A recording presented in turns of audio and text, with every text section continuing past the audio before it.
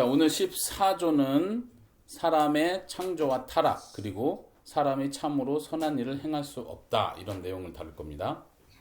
우리가 지난 시간에 창조에 대해서 배우고 또 하나님의 섭리에 대해서 배웠습니다. 오늘은 특별히 사람의 창조에 대한 이야기를 먼저 다루고, 그 다음에 사람이 죄를 지은 내용, 그리고 그 일로 인해서 어떤 결과가 나왔는지 그걸 살펴보는 거예요. 일단 먼저 앞부분, 거기 달라 끊어져 있는 부분을 먼저 같이 읽겠습니다. 시작. 우리는 하나님께서 땅의 흙으로 사람을 창조하셨으며 당신의 형상과 모양, 선과 의와 거룩에 따라 사람을 만드시고 조성하셨음을 믿습니다. 사람의 뜻은 모든 면에 있어서 하나님의 뜻과 일치할 수 있었습니다. 그러나 사람은 높은 지위에 있을 때 그런 지위를 바르게 인식하지도 않았고 자신의 탁월함을 가치 있게 여기지도 않았습니다.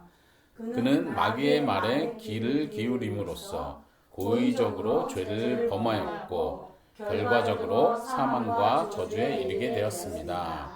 왜냐하면 그는 사람이 받은 생명의 계명을 어겼기 때문입니다. 그리하여 자신의 죄로 인하여 자신의 참된 생명이신 하나님으로부터 끊어졌으며 전체 본성이 부패하게 되었습니다. 이 모든 것으로 인하여 사람은 육적이고 영적인 죽음에 대해 자기 스스로에게 책임이 있습니다. 네, 일단 여기까지. 사람을 창조하셨다는 말씀이 있습니다. 특별히 하나님께서 사람을 제6일째에 만드실 때 어떻게 만드셨냐면 땅의 흙으로부터 사람을 만드셨습니다. 맞죠? 하나님께서 처음에 빛을 만드실 때는 어떻게 만드셨어요? 무엇으로 만드셨어요? 공기를 이렇게 하셔서 만드셨나요? 그게 아니라 어떻게 만드셨어요? 빛을 만드실 때는? 말씀으로. 네. 말씀으로 만들었다는 말은 다시 말하면 우리가 지난 시간에 배운 것처럼 아무것도 없는 상태에서 처음 빛을 만드셨다는 얘기였죠. 말씀이 재료가 돼서 말씀을 이렇게 해서 빛을 딱 만들었다는 뜻이 아니라 말을 하심으로, 명령을 하시면 빛이 있어라 라는 말씀을 하심으로 아무것도 없는 상태에서 빛을 만드셨는데 사람을 만드실 땐 그게 아니에요. 사람아, 아담아, 있어라! 이렇게 말씀으로 만든 게 아니라 어떻게 하셨다고요? 땅의 흙으로. 진이가 만들기를 좋아하잖아요. 점토, 촬흙으로 이렇게 해서 사람 모양을 만들듯이 마치 그것을 표현해 주는 거예요. 하나님께서 땅의 흙으로부터 아담을 만드셨어요. 이 히브리어로 아담이라는 말 자체가 땅의 흙이라는 뜻이에요. 먼지, 흙. 그래서 아담아, 이 단어를 그대로 아담의 이름으로 만든 거예요. 사람은 그렇게 만드셨습니다. 이게 뭘 의미할까요? 흙으로 만들었다는 건 뭘 의미할까요? 왜 사람은 특별하게 이렇게 만드셨을까요? 첫째, 사람은 흙에서부터 온 존재다. 이걸 보여주는 거예요. 대단한 존재가 아니라 흙에서부터 나온 존재인 거예요. 겸손해지는 거죠. 하늘에서부터 뚝 멋있게 내려온 게 아니라 이미 하나님께서 만드신 이 자연 속에서 그 흙으로부터 만들었다. 그래서 사람이 죽으면 흙으로 돌아간다 이런 표현을 하죠. 사람은 흙으로 만들었고 흙으로 돌아간다 이렇게 표현을 하는 거예요.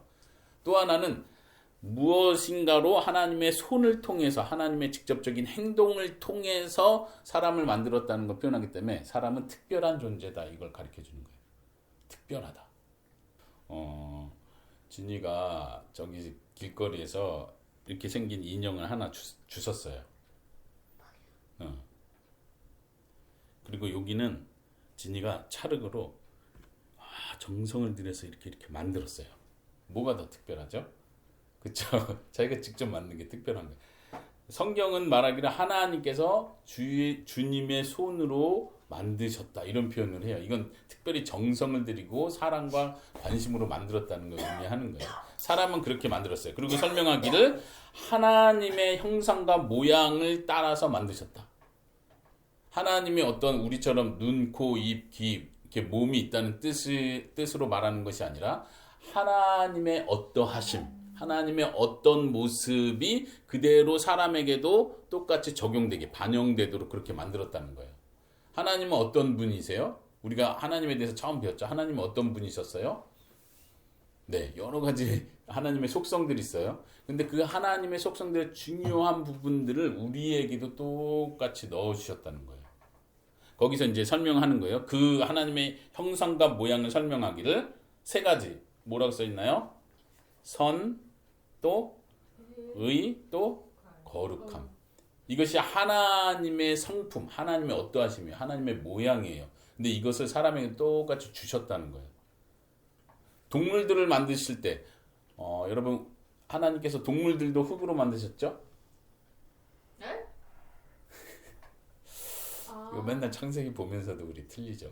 말씀. 동물들도 흙으로 만드셨어요. 사람도 흙으로 만드셨고 그런 의미에서 겸손해지는 거예요. 우리만 특별한 흙으로 만든 존재가 아니니까 겸손해지는 거예요. 우린 동물과 같은 등급이에요. 그런데 사람이 특별한 이유는 하나님의 형상, 하나님의 선하심, 하나님의 의로심, 하나님의 거룩하심을 사람에게도 그대로 같이 주셨다는 거예요. 동물들은요? 동물들 마음속에 선함이 있다. 선을 추구하는 마음이 있고 동물들 우리 원숭이 혹은 강아지들 마음속에 의를 추구하고 정의롭게 또 거룩함을 추구해가는 그런 마음이 있어요? 없어요? 애니메이션에는 그런 걸 집어넣죠. 동물들도 막 정의를 위해서 싸우기도 하고 근데 그거는 사람을 동물을 의인화한 거죠. 사람의 본성을 그 애니메이션에 넣었을 뿐이고 실제 동물들은 그러지 않아요. 그런 의미에서 사람은 특별히 하나님의 특별한 존재로 하나님께서 만드신 특별한 존재다. 예.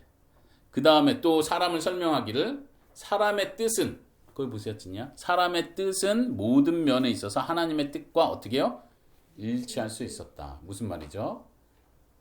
사람의 뜻, 사람이 계획하고 생각하고 더 나아가서 행동하는 것조차 모든 것이 하나님이 원하시는 바대로 하나님이 계획하고 목표한 대로 그렇게 움직일 수 있었다고 표현하는 거예요.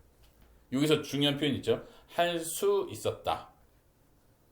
하나님의 뜻은 선함을 추구하는 거예요. 하나님의 뜻은 의를 추구하는 거예요. 그래서 사람도 그렇게 하나님의 뜻대로 할 수 있었다. 이 말 속에는 무슨 의미가 들어있어요? 반대로 하면 하지 못할 수도 있다는 얘기가 들어있죠. 그래 안 그래요?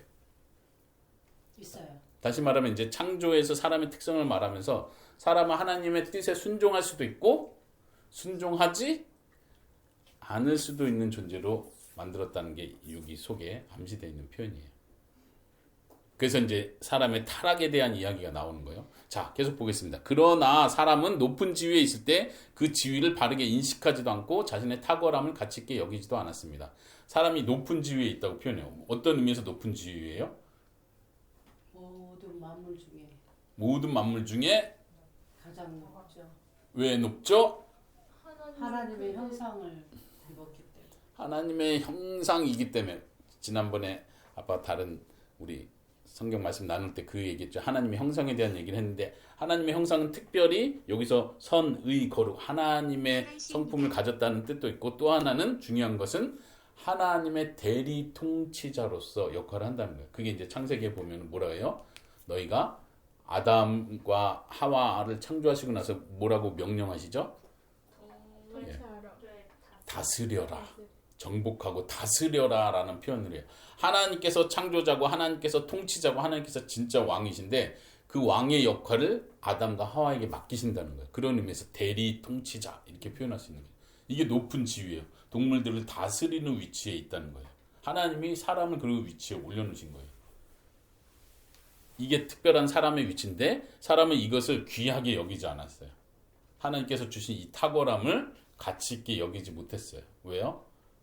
그 다음 내용이 이제 타락하는 장면. 마귀의 말에 귀를 기울였습니다. 창세기 보면 뱀의 말에 귀를 기울였죠. 뱀이 유혹을 했습니다. 우리가 이 스토리를 잘 알기 때문에 이 내용은 넘어갈 거예요. 뱀의 말에 귀를 기울임으로써 어떻게? 고의적으로 죄를 범하였습니다. 고의적이란 말이 무슨 말이에요? 일부러. 일부러. 고의란 말은 의지를 가지고 그렇게 했다는 거예요. 계획적으로 목표를 가지고 내 행동으로 내 결단으로 그렇게 했다는 거죠. 하나님께서 먹지 말라고 한 선악과 열매를 먹었어요. 이것은 자기가 일부러 계획적으로 고의적으로 하나님께 반역하는 뜻으로 그렇게 했다는 거예요. 아까 위에서는 하나님의 뜻과 일치할 수 있었다. 하나님의 뜻에 순종할 수 있었다 말한다면 지금 여기서는 마귀의 말에 귀를 기울이고 하나님 말에 귀를 기울인 게 아니라 마귀의 말에 귀를 기울이고 하나님의 뜻에 일치하지 않도록 하나님의 뜻에 반대되도록 고의적으로 행동을 했다는 거예요. 이것이 선악과를 따먹은 그 행동이죠. 그걸 그렇게 설명하고 있어요. 그래서 결과적으로 어떻게 됐습니까? 사망과 저주에 이르게 되었습니다. 이제 여기서 사람의 타락을 이야기합니다. 높은 지위에 있었는데 그 높은 지위에서 떨어졌다는 얘기를 하는 거예요. 그래서 영어로 타락을 뭐라 하죠? fall, 떨어지다 이런 의미를 담고 있어요. 계속 설명하기를 왜냐하면 그는 사람이 받은 생명의 계명을 어겼기 때문입니다. 생명의 계명은 뭐예요? 명령. 받은 명령은 뭐였어요? 선과 악을 알게 하는 나무 열매를 먹지 마라. 이게 명령이었죠. 생명의 명령이었어요. 왜 생명의 명령이라고 표현할까요? 먹으면 어떻게 된다고 하셨죠? 먹으면 반드시 죽는다. 안 먹으면 안 죽는다. 다시 말하면 생명을 계속 유지한다는 차원에서 생명의 명령이라고 지금 표현하고 있습니다. 이 생명의 명령을 어겼습니다. 그래서 자신의 죄로 인하여 자신의 참된 생명이신 하나님으로부터 끊겨지고 전체 본성이 부패하게 되었습니다. 생명을 잃어버린다. 죽는다는 것을 여기서 설명해요. 죽는다는 것은 생명이신 진짜 생명이신 하나님과 끊기는 것을 표현해요. 하나님과 단절되고 멀어지고 끊어지는 것. 이것이 죽음이에요. 육체적으로도 죽음을 우리가 표현하죠. 아담과 하와는 육체적으로 죽는다는 게 뭘 의미하는지 모르죠. 경험해 본 적이 없죠. 인류 최초의 사람이 죽음을 경험해 본 적이 없었어요. 심지어 하나님과 분리된다는 거, 하나님과 끊어진다는 게 뭔지도 경험해 본 적이 없었겠죠. 그런데 선악과를 따먹음으로써 하나님의 명령을 어김으로써 그것을 경험하기 시작하는 거예요. 시작이 된 거죠. 그래서 어떤 일이 일어나요? 선악과를 따먹고 나서 창세기에서 어떤 변화가 일어나죠?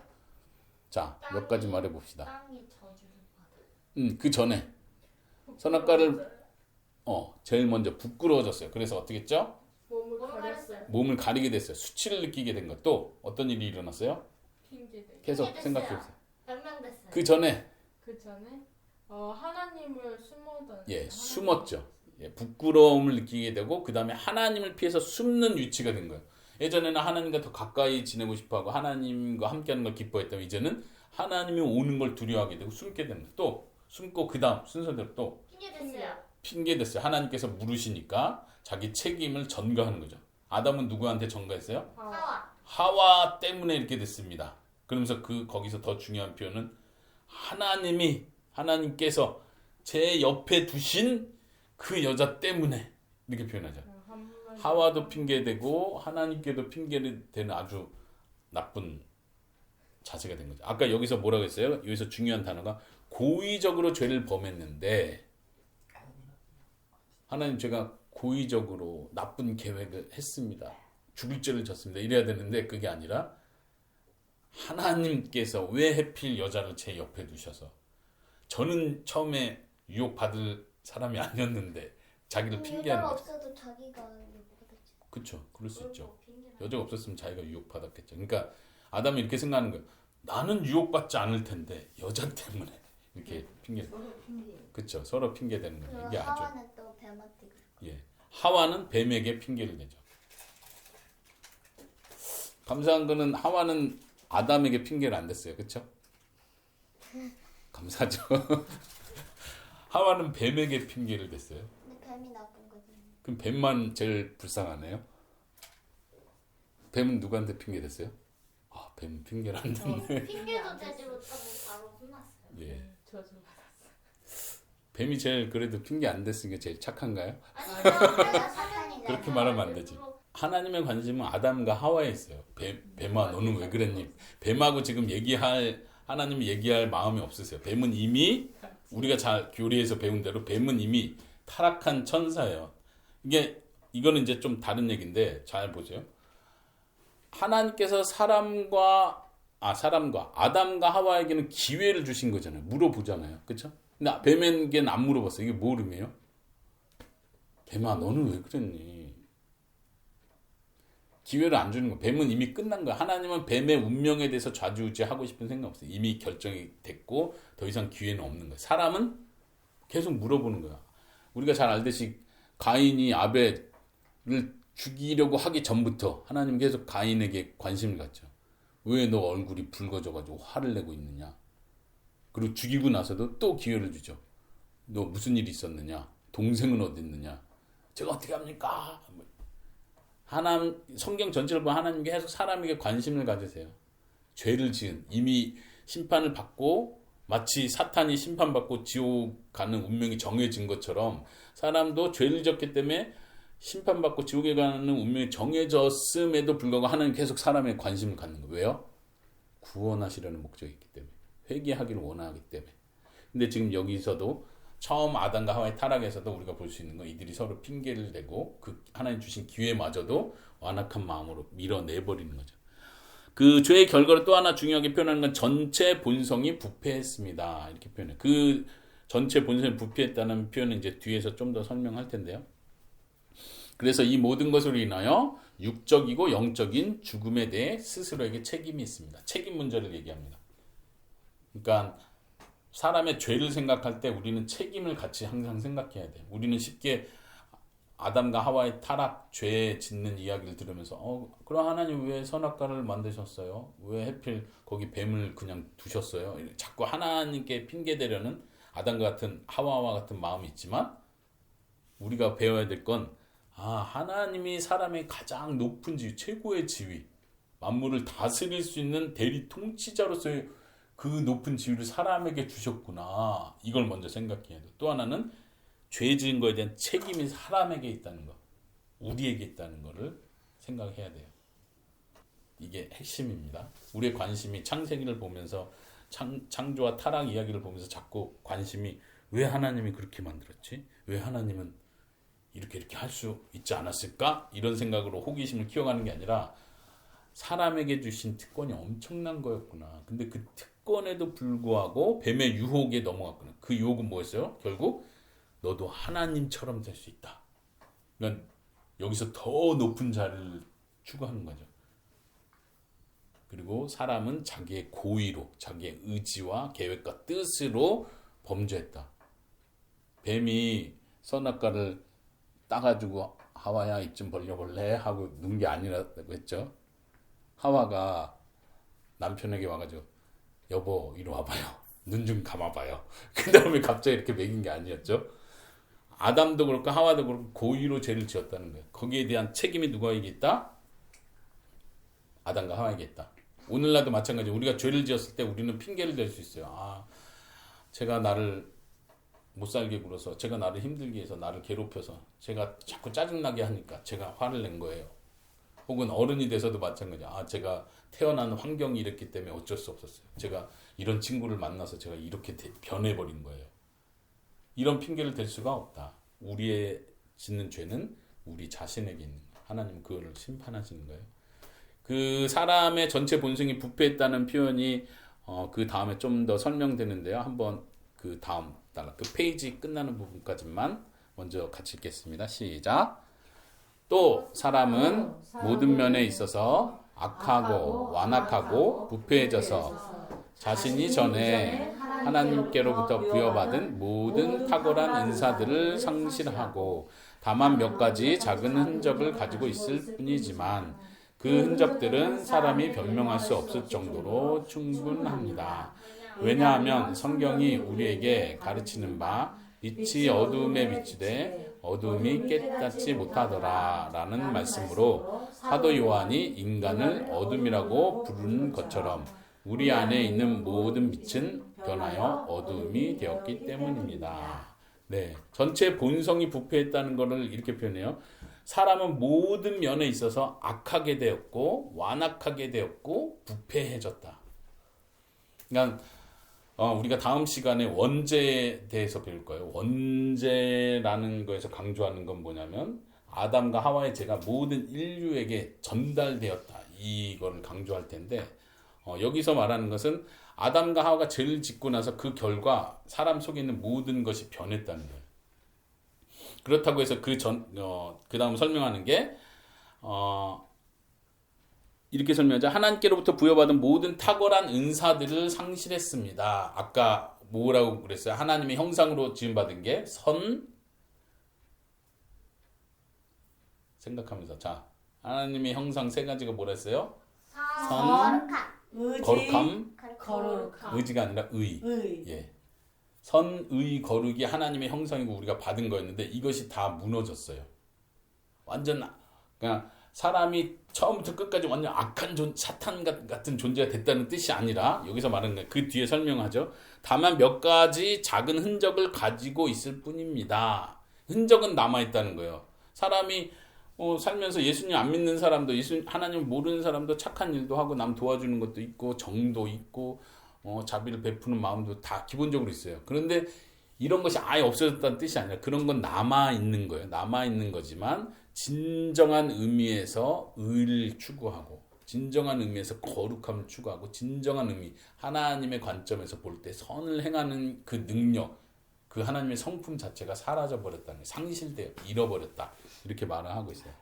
그래서 사람들은 핑계를 댈 수 없습니다. 사람이 이미 그렇게 아담이 그렇게 변했고 아담의 자손 대대로 그렇게 변했습니다. 우리가 잘 아는 것처럼 하나님이 이런 사람의 죄악성 때문에 노아 시대에 홍수를 일으켜서 심판을 했었죠. 그리고 사람에게 다시 기회를 줬어요. 노아의 자녀들을 통해서 다시 기회를 줬지만 사람은 어떻게 해요? 똑같이 악을 반복하는 존재가 되었죠. 그래서 여기서 요한복음 1장 5절 말씀을 인용하지만 빛이 어둠에 비치되 어둠이 깨닫지 못하더라. 예수님이 이 땅에 오셨을 때 예수님은 빛이라고 표현했어요. 근데 예수님이 빛으로 이 세상에 오셔서 환히 밝히셨는데 어둠이라는 존재는 그 빛을 깨닫지 못하는 거예요. 받아들이지 못하는 거예요. 거부하는 거예요. 이것이 사람의 본성의 모습을 잘 표현해 줍니다. 자, 그 다음 페이지 이제 그 뒷부분은 쭉 설명하는 내용이에요. 그 설명은 이제 제가 읽어가면서 하나씩 설명하겠습니다. 그러므로 우리는 사람의 자유의지와 관련하여 이 가르침과 반대되는 모든 것을 배격합니다. 왜냐하면 사람은 죄의 노예일 뿐이며 하늘에서 주신 바가 아니면 아무것도 받을 수 없기 때문입니다. 자, 먼저 여기 자유의지라는 말이 있어요. 자유의지는 뭐죠? 우리가 흔히 자유의지라고 할 때는 내가 스스로 자유롭게 결정할 수 있는 의지 할 때 말 그대로 자유롭게 결정한다 해서 자유의지 이렇게 표현을 하는데 이제 신학적인 개념에서 성경에서 말하는 개념에서 자유의지라는 건 뭐냐면 내가 선도 행할 수 있고 내가 악도 행할 수 있는 의지가 있다. 이렇게 표현할 때 자유의지라는 단어를 쓰는 거예요. 좀 더 정확히 표현하면 의지의 자유 이건데 아까 아담과 하와 처음 탄생할 때 모습이 어떻다고 했어요? 하나님의 뜻에 일치할 수 있다. 그리고 일치하지 불순종할 수도 있다. 이렇게 표현했던 것처럼 어떤 사람들은 오늘날도 그렇게 보는 거예요. 다음 시간에 원죄를 배우겠지만 아담과 하와의 죄가 그대로 우리에게 전달된 게 아니고 아담과 하와의 모든 자손들도 처음 태어날 때는 중립적이라고 보는 거예요. 그 성경은 뭘 말하죠? 선악순. 태어나면서부터 죄를 가지고 태어난다고 보는 거예요. 그러니까 그냥 중립적인데 결정을 처음부터 떼면서 자유의지가 있어서 어릴 때부터 선택을 할 수 있는 거예요. 선도 선택할 수 있고 악도 선택할 수 있는데 내가 태어나면서부터 점점 악을 행하기 시작해서 죄인이 된다고 보는 거예요. 지금 이게 틀렸다는 얘기를 하는 거예요. 그게 아니다. 자유의지에 관련해서 이 가르침과 반대되는 모든 것을 우리는 배격합니다. 반대된다는 건 뭐예요? 사람들이 생각하기를 나는 자유의지가 있다. 선도 선택할 수 있고 악도 선택할 수 있는데 사람이 자꾸 악을 택하는 것 뿐이다. 그러니까 그래서 도덕에서 가르치기를 교육으로 그걸 바꿀 수 있다. 어릴 때부터 조기 교육을 통해서 양심을 길러주고 착한 일을 하게 배우고 도덕 시간에 열심히 배우면 사람이 착한 사람이 될 수 있다. 이게 철학에서 계속 가르쳐온 중요한 핵심이에요. 성경은요? 성경 뭐라고 말해요? 죄를 가지고 태어난다. 죄를 지었기 때문에 죄인이 아니라 죄인이기 때문에 죄를 자꾸 짓게 되는 거다. 이건 사람이 타고난 거다라고 말해요. 그럼 어떻게 해야 되는 거예요? 이거 어떻게 고칠 수 있는 거예요? 우리가 뭐 교육을 통해서 고칠 수 있어요? 그게 아니고 어떻게 고칠 수 있어요? 네, 그거를 잘 생각하시기 바랍니다. 이제 우리가 이 벨직 신앙 고백서 계속 배울 때 예수님에 대해서 계속 배우는데 그게 핵심이야. 지금 여기서 문제 제기를 하는 거야. 타락의 문제가 있다.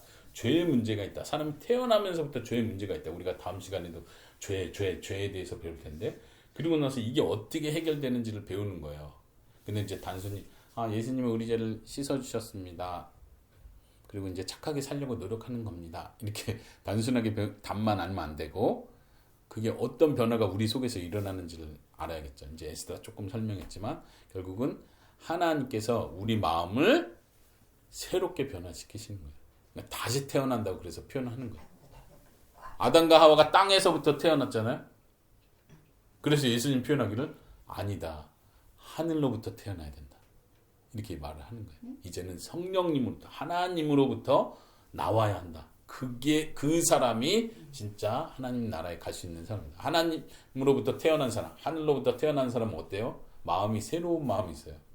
죄를 미워하고 선을 사랑할 수 있는 힘이 생긴 거예요. 오케이? 아까 타락의 결과로는 이제는 선을 행할 수 있는 힘조차 없어져 버렸어요. 자유의지가 없어졌다는 얘기예요. 진짜 하나님 보시기에 하나님 기준에 선을 행할 수 있는 힘이 사람에게는 없어져 버린 상태예요. 그런데 예수님을 믿고 거듭나면서부터 선을 행할 수 있는 힘이 생기는 거예요. 이해돼요? 은총아? 네. 왜? 마음이 새롭게 됐기 때문에. 그리고 은총이가 표현한 대로 예수님이 다시 오실 때는 어떻게 돼요? 악을 행할 수 있는 힘이 사라지는 거예요. 선을 행할 수도 있고 악을 행할 수도 있는 상태. 지금 우리는 예수님 믿는 사람은 예수님이 하나님께서 우리의 마음을 새롭게 바꿨기 때문에 선을 행할 수도 있게 되었다는 거예요. 그게 회복된 거예요. 그런데 지금 예수님이 오시기 전까지 우리는 악도 행하게 돼요. 근데 예수님이 오시고 나서는 어떻게 된다고요? 악을 행할 수 있는 그 상태가 사라지는 거예요. 선만 행하는 상태가 된다는 얘기죠. 아멘. 얼마나 감사해요. 아담과 하와 처음 상태보다 더 좋아진 거예요? 그때하고 똑같은 거예요? 더 좋아진 거예요. 더 좋아진 거죠. 아담과 하와는 죄를 지을 수도 있는 상태였고 우리가 예수님이 오신 이후로 완성된 하나님 나라에 임할 때는 악을 행할 수 있는 상태는 없어지는 거예요. 오직 선만 행하는 거예요. 더 이상의 죄의 유혹이 없는 거예요. 더 이상의 시험이 없는 거예요. 그 얼마나 감사합니까? 자, 그 설명을 계속해서 보도록 하겠습니다. 여기서 이제 말하는 건 우리는 죄의 노예일 뿐이라는 거예요. 본성상 우리는 죄에 끌려다니는 거예요. 내가 원하든 원치 않든 내 몸은 죄가 원하는 대로 자꾸 행하게 되는 거예요. 거듭나기 전의 상태예요. 그래서 하늘에서 주신 바가 아니면 아무것도 받을 수 없습니다. 우리가 실제 지금 우리가 선을 행하는 거, 하나님의 뜻을 행한다고 할 때 그것은 다 하나님께서 주신 거라는 거예요. 그걸 계속 강조합니다. 요한복음 6장 44절 거기 표현해놨죠. 보면은 나를 보내신 아버지께서 예수님이 말씀하시기를 나를 보내신 아버지께서 이끌어 주시지 않으면 아무도 나에게 예수님께로 올 수 없다. 예수님을 믿는 것도 하나님께서 주시는 거예요. 하나님께서 이끌어 주신다는 얘기예요. 또 그 아래 보면 로마서 8장 7절도 인용돼 있죠. 육신의 생각은 하나님과 원수가 된다. 사람의 생각, 거듭나지 않은 사람의 생각은 생각하는, 계획하는 거, 원하는 거, 뜻하는 바가 하나님의 생각과 충돌된다는 얘기예요. 그러니까 하나님이 이걸 고쳐주셔야 됩니다. 하나님이 선을 행할 수 있도록 해주시고 하나님께서 이끌어 주셔야 되고 내 의지로, 내 뜻으로 했다고 자랑할 수 없다는 얘기예요. 또 계속 보세요. 성경 구절 고린도전서 2장 14절은 뭐라고요? 육에 속한 사람은 하나님의 성령의 일을 받지 아니하나니. 우리는 거듭나기 전에는 육신, 죄의 욕심에 속한 사람이에요. 그 사람들은 하나님께서 원하시는 성령님의 뜻에 따라 움직일 수 없다는 얘기예요. 육체의 욕심을 따라 움직인다는 거죠. 다시 말하면 하나님께서 도와주시지 않으면 우리의 생각, 우리의 의지, 우리의 계획, 이 모든 것이 인간의 죄의 욕심을 따라서 움직이게 돼 있다 이 말입니다. 자, 또 그 뒤에 고린도후서 3장 5절 있죠? 한번 거기는 같이 읽어볼까요? 고린도후서 그 따옴표 한 대 같이 읽어보겠습니다. 시작. 우리가 고린도후서 시작. 우리가 무슨 일이든지 우리에게서 난 것 같이 생각하여 스스로 만족할 것이 아니니 우리의 만족은 오직 하나님께로부터 나느니라. 아멘. 뭔가를 내가 자랑해요. 내가 이걸 가졌다. 내가 이걸 했다. 내가 이걸 소유했다. 이 모든 자랑은 내가 뭔가 해낸 게 아니란 얘기예요. 우리는 죄의 노예였을 뿐이에요. 타락 이후에 모든 사람은. 그런데 우리가 선을 행하든 하나님을 향해서 기쁨과 만족을 누리든 이 모든 것은 하나님께로부터 온 것이다. 이렇게 표현합니다. 자, 빌립보서 2장 13절도 같이 읽어볼게요. 그 다음 시작. 너희 안에서 행하시는 이는 하나님이시니 자기의 기쁘신 뜻을 위하여 너희로 소원을 두고 행하게 하시나니.